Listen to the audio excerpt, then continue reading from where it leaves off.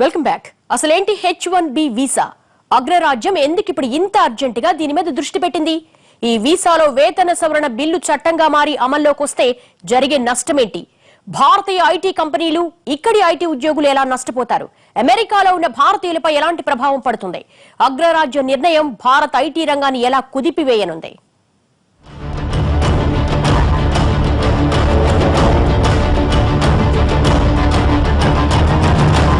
గడిచిన 5 ఏళ్లలో చూస్తే అమెరికా వీసా అంటే ఎక్కడ లేని క్రేజ్ పుట్టుకొచ్చేసింది. ముఖ్యంగా H1B వీసా కోసం గుళ్ళు గోపురాలు, వీసా బాలాజీ చుట్టూ 108 ప్రదక్షిణాలు చేయటం వంటివి కామన్ అయిపోయాయి. గతేడాది మన దేశం నుంచి 2,36,000 H1B వీసా అప్లికేషన్స్ వెళ్లాయి. ఇప్పటికే లక్షలాది మంది భారతీయ ఐటీ ప్రొఫెషనల్స్ అమెరికాలో స్థిరపడ్డారు. ప్రస్తుత నిబంధనల ప్రకారం ఏటా నిర్దిష్ట సంఖ్యలో వీసాలను మంజూరు చేసే ప్రక్రియను ఏప్రిల్ 1తో ముగించి మళ్లీ కొత్త ఏడాదికి మొదలు పెడుతుంది. కానీ ట్రంప్ ఆదేశాలతో ఫిబ్రవరి 1 నుంచే వీసాల జారీ నిలిచిపోతుందేమో అన్న భయాలు నెలకొన్నాయి. 1989లో రూపొందించిన ఈ వీసా చట్టంలో వేతనాలకు ఇంతవరకు ఎలాంటి మార్పులు చేపట్టలేదు. కానీ ట్రంప్ వేతన సవరణతో పాటు అమెరికన్ ఉద్యోగాలను విదేశీయులతో భర్తీ చేసుకునే సదుపాయంపైన ఆంక్షలు విధించేలా వైట్ హౌస్ సభ్యులతో ఈ బిల్లును రూపొందించారు. కాలిఫోర్నియాకు చెందిన కాంగ్రెస్ సభ్యురాలు జో పెలగ్రిన్ ప్రతినిధుల సభలో ఈ బిల్లును ప్రవేశపెట్టారు. అసలు ముఖ్యంగా ఈ వివాదంలో H1B వీసాలపైనే అమలు చేయడానికి చాలా కారణాలున్నాయి. ప్రపంచంలో అన్ని దేశాలు తమ దేశానికి వచ్చే విదేశీయులకు వీసాలు జారీ చేస్తాయి. వీటిలో విజిటింగ్ వీసా నుంచి వర్కింగ్ వీసా వరకు చాలా రకాలుంటాయి. ప్రపంచంలో అత్యధిక డిమాండ్ ఉన్న వీసా మాత్రం అమెరికాలో H1B వీసానే. ఇది అమెరికాలో ఉద్యోగం చేయడానికి వీలు కల్పిస్తుంది. వివిధ రంగాల్లో నైపుణ్యం ఉన్న విదేశీయులకు అమెరికాలో కంపెనీల్లో తాత్కాలికంగా పనిచేయడానికి ఇచ్చే వీసానే H1B. ఇది పూర్తిగా నాన్ ఇమిగ్రెంట్ వీసా. ఈ వీసా వస్తే అమెరికాలో ఉద్యోగంతో పాటు చాలా లాభాలున్నాయి. ముందు ఈ వీసాను 3 ఏళ్లకు జారీ చేస్తారు. ఆపై మరో 3 ఏళ్లు పొడిగిస్తారు. అంటే ఈ వీసాతో అమెరికాలో అదృష్టం ఉంటే 6 ఏళ్లు ఉండొచ్చు. ఈ టైంలోనే గ్రీన్ కార్డుకు అప్లై చేసుకోవచ్చు.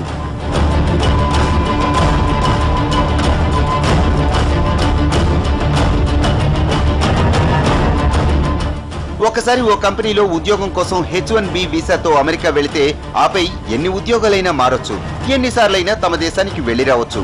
అంతేకాదు ఆ వీసా ఉన్న వ్యక్తి జీవిత భాగస్వామి, కుటుంబ సభ్యులు కూడా H4 కేటగిరీలో అమెరికా వెళ్లి వాళ్లతో స్థిర నివాసం ఉండవచ్చు. అంతేకాదు తమ సంపాదనతో అక్కడ ఇల్లు, ఆస్తులు కొనుక్కోవచ్చు. స్టాక్ మార్కెట్లో పెట్టుబడులు పెట్టి లాభాలు ఆర్జించవచ్చు. అమెరికన్ పౌరులకు ఉండే అన్ని సౌకర్యాలను వీళ్లు కూడా తాత్కాలికంగా అనుభవించవచ్చు. ఒకవేళ గ్రీన్ కార్డు వచ్చినట్లయితే శాశ్వతంగా అమెరికాలో స్థిరపడిపోనువచ్చు. అందుకే ఈ వీసాకు ప్రపంచవ్యాప్తంగా క్రేజ్ ఉంది. డెఫినెట్ గా బిల్ ఏదైతే ఉందో డెఫినెట్ గా అంటే ఏ ఇండస్ట్రీ పైన చూసుకున్నా కానీ మేజర్ గా ఇంపాక్ట్ పడేది, ఇమీడియట్ ఇంపాక్ట్ పడేది మా ఐటీ ఇండస్ట్రీ పైన. సో టెకీస్ పైన, టెకీస్ అందరు కూడా ఫ్యూచర్ అంటే నార్మల్గా వాళ్ళ అంటే అప్రిసియేషన్ కింద, ఏదైనా రికగ్నిషన్ కింద వాళ్ళు చూసేటప్పుడు ఒక 3 ఆస్పెక్ట్స్. ఫస్ట్ వచ్చి వాళ్ళ శాలరీ హైక్స్, సెకండ్ వచ్చేసేసి వాళ్ళ ప్రమోషన్స్, థర్డ్ ఆస్పెక్ట్ వచ్చేసి ఆన్ సైట్ ఆపర్చునిటీస్. సో ప్రతి ఒక్కరు కూడా ఆన్ సైట్ ఆపర్చునిటీస్ పైన కాన్సన్ట్రేట్ చేస్తూ ఉంటారు మా టెకీస్ అందరూ కూడా. సో ఇప్పుడు ఈ యొక్క ఏదైతే డెసిషన్ తీసుకున్నారో అక్కడ యుఎస్ గవర్నమెంట్ ఏదైతే డెసిషన్ తీసుకుందో డెఫినెట్గా ఇంపాక్ట్ ఐటీ ఇండస్ట్రీ పైన ఉంటుంది.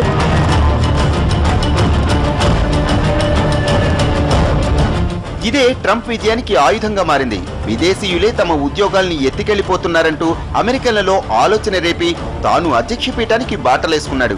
ఇప్పుడు ఆ పీఠమెక్కాక తన మాట నిలబెట్టుకుంటున్నాడు. నిజానికి అమెరికన్ సంస్థలు తమ దేశీయుల్ని కాదని విదేశీయులకు ఇలా ఉద్యోగాలు ఇవ్వడానికి చాలా కారణాలున్నాయి. అక్కడి సంస్థలు ఒక్క అమెరికన్ కు ఇచ్చే జీతంతో 10 మంది నిపుణులైన విదేశీ ఉద్యోగుల్ని హైర్ చేసుకోవచ్చు. ఇది తమ ఉత్పత్తి వ్యయాన్ని చాలా తగ్గిస్తుంది. దీనికి తోడు ఐటీ రంగంలో భారత్ వంటి దేశాల నుంచి వెళ్లే వారికి ఉన్నంత నైపుణ్యం అక్కడి వారిలో ఉండడం లేదు. దీంతో అక్కడి కంపెనీలు విదేశీయులకే ప్రాధాన్యమిస్తున్నాయి. ఇప్పుడు అమెరికాలో ఉన్న ఎన్నో ఐటీయేతర కంపెనీల్లో భారతీయులదే పైచేయి.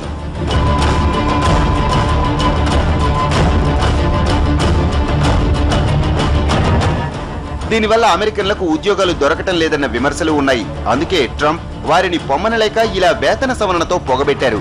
తాజాగా ట్రంప్ ప్రతిపాదించిన బిల్లు చట్టమైతే అమెరికాలో ఉన్న ఒక్కో H1B వీసా హోల్డర్ కు మన కరెన్సీలో 7,50,000 రూపాయల వేతనం చెల్లించాలి. ఇది అక్కడి కంపెనీలకు తీవ్రమైన ఆర్థిక భారాన్ని పెంచేస్తుంది. దీంతో అక్కడి కంపెనీలు ఇండియన్లకు బదులు అమెరికన్లనే పెట్టుకునేందుకు ఆసక్తి చూపిస్తాయి. ఒకవేళ నైపుణ్యం విషయానికి వస్తే భారతీయులే వారికి కావాల్సి వస్తుంది. అలాంటి టైంలో నిజంగా సదరు ఉద్యోగికి అంత సమర్థత ఉందో లేదో చెక్ చేస్తాయి. లేని వాళ్లను నిర్దాక్షిణ్యంగా కంపెనీల నుంచి తొలగించేస్తాయి. We're a big industry. మొత్తం కలిపి దేశం మొత్తం చూస్తే like industry employees almost nearly 3 million people, 30 lakh. అంత ఇండస్ట్రీలో H1 మీద ఉన్న వాళ్ళు చాలా తక్కువ మంది. It's only like few tens of thousands అక్కడ ఉన్న వాళ్ళు. ఫ్యూ ల్యాక్స్ కూడా ఉండరు, మ్యాక్సిమం ఫ్యూ ల్యాక్స్ ఉంటారేమో H1 మీద. సో ఓవరాల్ ఇండస్ట్రీకి ఎఫెక్ట్ లేదు. బట్ ప్రాబ్లం ఎక్కడ వస్తుందంటే అక్కడ ఉన్న వాళ్ళంతా చాలా వరకు ఇంపార్టెంట్ రోల్స్ అనమాట. అంటే వాళ్ళు క్లయింట్ రిక్వైర్మెంట్స్ డిస్కషన్స్ కానీ ఓవరాల్ డిజైన్ డిస్కషన్స్, అటువంటి డిస్కషన్స్ అక్కడ ఉండాల్సిన మనుషులు అక్కడ ఉండాల్సింది అయితే చాలా important. But number of people are very small. So నాకు తెలిసి షార్ట్ టర్మ్ ఇంపాక్ట్ ఉంటుంది. ఈ రోజుల్లో సాఫ్ట్వేర్ సేవలు ఎక్కడి నుంచైనా అందించవచ్చని, కంపెనీలు తమ సేవల్ని అవుట్సోర్సింగ్ విధానాల్లో విదేశాల నుంచి చేయించుకోవాలని ఎత్తుగడ వేస్తే దానికి ట్రంప్ ఓ మెలికి పెట్టాడు. ఇలా అవుట్సోర్సింగ్ సేవలు అందించి పొందే సేవల నుంచి గరిష్టంగా 30% ట్యాక్స్ విధించాలని చూస్తున్నాడు. ఇది రెట్టింపు జీతాలు ఇవ్వడం కన్నా చాలా రెట్లు ఎక్కువ ఉంటుంది. అంటే ఏ రాయితో కొట్టుకున్నా అమెరికన్ కంపెనీల పళ్లే ఓడతాయి. దీంతో అల్టిమేట్ గా విదేశీ ఉద్యోగుల్ని నియమించుకోవటం మానేస్తాయి. ఇక అమెరికన్ ఏజెన్సీలు కూడా ఏటా ఇచ్చే వీసాల సంఖ్యను మరింత తగ్గించుకుంటూ వెళితే విదేశీయుల సంఖ్య తగ్గుతుంది. పైగా ఏటా వీసా పరిమితి పూర్తయిన వాళ్లకు రెన్యువల్ చేయకుండా ఉంటే ఉన్నవాళ్లు కూడా వెళ్లిపోవాల్సి వస్తుంది. అప్పుడు మరో 3 ఏళ్లలో ఆయా స్థానాల్లో అమెరికన్లనే తీసుకోవాల్సి వస్తుంది.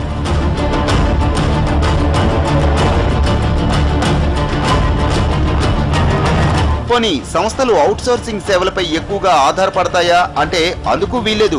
ఎందుకంటే బ్యాంకింగ్, డిఫెన్స్ వంటి అంశాల్లో డేటా భారత్ లాంటి దేశాలకు ఇవ్వడానికి డేటా సెక్యూరిటీ దృష్ట్యా HSBC, IBM, master card, visa వంటి అమెరికన్ కంపెనీలు వెనుకాడతాయి. ఇలాంటి రంగాల్లో ఏ ఒక్క కస్టమర్ డేటా హ్యాక్ అయినా పెనాల్టీలు భారీగా ఉంటాయి. కోర్టులో కేసు వేస్తే భారీ నష్టపరిహారాలు చెల్లించాల్సి ఉంటుంది. సో ఓవరాల్ గా ఇది అమెరికాలో ఉన్న H1B వీసాదారులకు గొడ్డలి పెట్టే.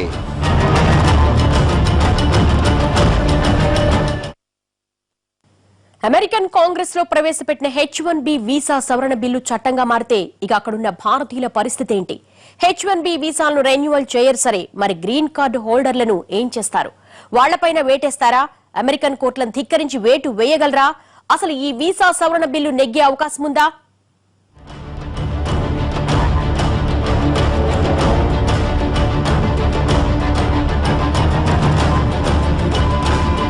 అమెరికన్ కాంగ్రెస్ లో ప్రవేశపెట్టిన H1B వీసా బిల్లు నెగ్గి చట్టంగా మారితే మాత్రం అక్కడున్న భారతీయులకు కష్టాలు తప్పవు.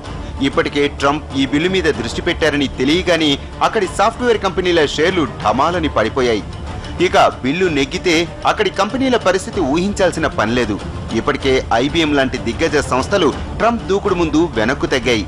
ఇకపై 25,000 మంది అమెరికన్లకు ఉద్యోగాలు ఇస్తామని ఆ సంస్థ CEO ప్రకటించారు. ఇక మిగిలిన సంస్థలు కూడా ఇదే బాటలో అడుగులేస్తే విదేశీ ఉద్యోగులకు మూడినట్లే.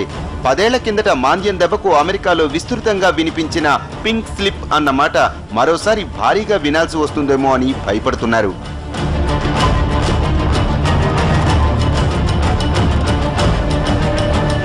మరోపక్క ఇక్కడ కూడా ఉన్న ఉద్యోగాలు ఊడిపోతాయేమో అని భయపడుతున్నారు. అక్కడి సంస్థలు ఆర్థికంగా ఇబ్బంది పడితే ఇక్కడి ఐటీ కంపెనీలకు కొత్త ప్రాజెక్టులు రావు. ఇది ఇక్కడి ఉద్యోగులకు గొడ్డలిపెట్టులా మారుతుంది. ప్రస్తుతం దేశవ్యాప్తంగా ఐటీయేతర సేవల రంగంలో లక్షలాది మంది ఉద్యోగులు అమెరికన్ కంపెనీలకు అవుట్సోర్సింగ్ సేవలు అందిస్తున్నారు. అక్కడి కంపెనీలు కూడా అవుట్సోర్సింగ్ సేవల్ని నిలిపివేసే ప్రమాదం ఉంది. అదే జరిగితే ఇక్కడి ఐటీ కంపెనీలకు గడ్డుకాలం తప్పదు. ఇది భవిష్యత్తులో ఐటీ కంపెనీలకు మరిన్ని నష్టాల్ని మూటగడుతుంది. అయితే అమెరికాలో H1B వీసాతో వెళ్లి కంపెనీతో అగ్రిమెంట్ పీరియడ్ పూర్తి కాకుండా ఉద్యోగులను నిర్ద్వందంగా తొలగించే అవకాశం అక్కడి సంస్థలకు ఉండదు. ముందుగా కుదుర్చుకున్న అగ్రిమెంట్ ను అక్కడి సంస్థలు బ్రేక్ చేయలేవు. అలాగని చేతులెత్తేయను లేవు. అలాగని ప్రెసిడెన్షియల్ ఆర్డర్ ప్రకారం నెలకు 11,000 జీతాలు ఇవ్వను లేవు. కాదని తక్కువ జీతాలిచ్చి అధ్యక్షుడి నిర్ణయాన్ని ధిక్కరించలేవు. అంటే ఇది నైతికంగా అమెరికన్ కంపెనీలను దెబ్బతీసే చర్యే. అంటే ఆల్రెడీ అక్కడ ఉన్న వాళ్ళకైతే ఏం ప్రాబ్లం ఉండదు. ఆల్రెడీ అంటే H1 ఉన్న వాళ్ళకి. కాకపోతే కొత్తగా వెళ్ళిన వాళ్ళకి ఏంటంటే చాలా ప్రాబ్లం అవుతుంది. ఎందుకంటే ఇప్పుడు అట్ ఏ స్ట్రెచ్గా 200% శాలరీ బ్రాకెట్ పెంచేసింది H1 ప్రాసెసింగ్కి. 60,000 ఉండేదాన్ని 1,30,000 చేశాడు. సో దీనివల్ల ఏమవుతుందంటే అక్కడ ఉన్న ఎంప్లాయీస్ కూడా ఆలోచిస్తారు, అంటే ప్రాసెస్ చేయడానికి చేయొచ్చా, అంటే ఇంత వర్త్ ఉంటుందా లేదా అన్నట్టు. వాళ్ళు ఎట్లా అంటే మరీ హై అండ్ స్కిల్స్ అయితేనే ప్రిఫర్ చేస్తారు, మరి $1,30,000 పే చేసి పిలుచుకోవడానికి. సో దీనివల్ల ఏమవుతుందంటే మనకి H1 అంటే అక్కడ ఉన్న వాళ్ళకే కాకుండా ఇండియన్ కంపెనీస్ కూడా చాలా ఎఫెక్ట్ పడుతుంది. ఇప్పుడు అందరికీ శాలరీ హైక్, ప్రమోషన్స్ వచ్చే టైం ఇది.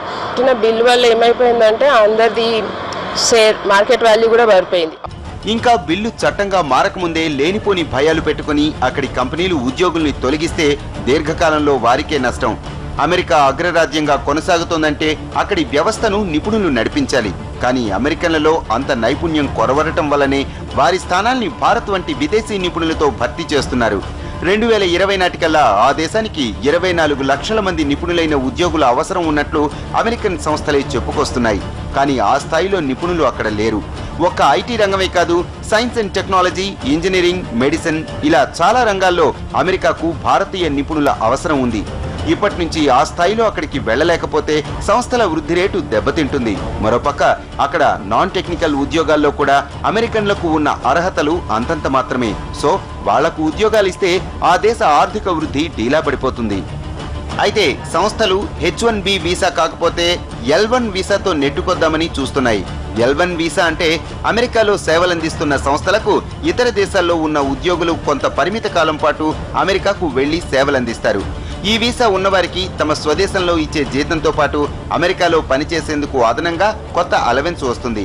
ప్రాజెక్టు పూర్తి కాగానే వాళ్ళు తమ స్వదేశానికి వెళ్లిపోతారు. ఇలా ప్రస్తుతం L1 వీసా మీద 75,000 మంది అమెరికాలో పనిచేస్తున్నారు. కానీ ఈ వీసాలు పరిమితికి మించి ఇవ్వకూడదన్న నిబంధన ఉండడంతో ఈ దారిలో వెళ్లడం కూడా కష్టమే. మొత్తంగా నిర్ణయం అమలైతే ముందుగా అక్కడున్న భారతీయులు ఇబ్బంది పడటం తప్పేలే లేదు.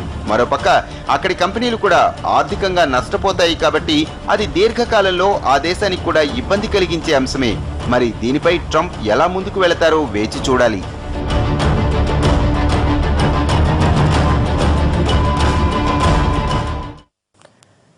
ఇప్పుడు చేసింది ప్రతిపాదన మాత్రమే. ట్రంప్ రాకముందే ఈ ప్రతిపాదనలు మొదలయ్యాయి. ట్రంప్ వచ్చాక ఆ బిల్లు తెరపైకి వచ్చింది. దీనికి తోడు ట్రంప్ 7 దేశాలపై ఆంక్షలు విధించిన 2 రోజులకే ఈ బిల్లు కూడా కాంగ్రెస్ ముందుకు రావడంతో ఇంత పెద్దగా వివాదం రాజుకుంటోంది. ఈ బిల్లు నెగ్గడానికి ఎన్ని అవకాశాలున్నాయో వెనక్కు తగ్గడానికి కూడా అన్ని అవకాశాలున్నాయి. ఇది వాళ్ళ స్టోరీ బోర్డ్. మరో అంశంతో మళ్ళీ కలుద్దాం. నమస్తే.